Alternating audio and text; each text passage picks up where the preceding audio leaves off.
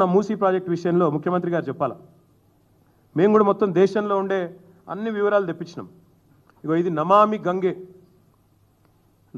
గంగే యొక్క ఇగో DPR project వివరాలు మొత్తం దాని మొత్తం ప్రాజెక్ట్ యొక్క పూర్వాపరాలు ఏంది దాని కథ అనేది నేను కూడా అవుట్ ఆఫ్ క్యూరియాసిటీ తెప్పించిన. ఏంది అసలు నమామి గంగే ఏంది?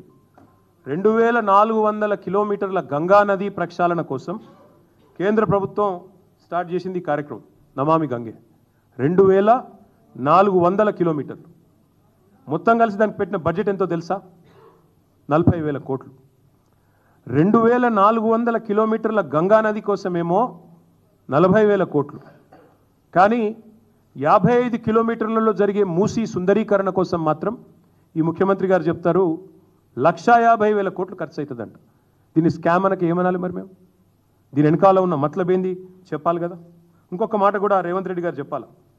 అనుమతులు ఇచ్చిన ఇండ్లను కూల్చడం అంటే ఇది ప్రభుత్వానికి తన వ్యవస్థ మీద, తన యంత్రాంగం మీద, తన పరిపాలన మీద తనకే పట్టులేని తనానికి నిదర్శనం కాదని నేను అడుగుతా ఉన్నా.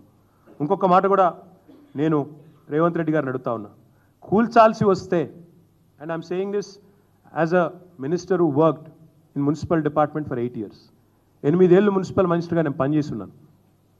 కూల్చాల్సి వస్తే మొదట కూల్చాల్సింది నాలాల మీద ఉన్న వాటిని కూల్చాలంటున్నారు కదా. ఫస్ట్ కూల్చాల్సింది హైడ్రా కమిషనర్ ఆఫీసు. బుద్ధ భవన్ ఏదైతే ఎక్కడైతే హైడ్రా కమిషనర్ కూర్చున్నాడో అదే ఎఫ్టీఎల్ మీద ఉంది. అసలు ఎఫ్టీఎల్ అంటారు సార్, నాలా మీద ఉంది. హుసేన్ సాగర్ పక్కనే ఉండే నాలా మీద బుద్ధ భవన్, దానిలోనే ఎలక్షన్ కమిషనర్ ఉంటాడు, యువతల దిక్కు వస్తే హైడ్రా కమిషనర్ ఉంటాడు, అలానే విమెన్స్ కమిషన్ ఉంది. ఫస్ట్ ఆ బిల్డింగ్లో కొట్టాలి మీరు నిజంగానే కూల్చాల్సి వస్తే.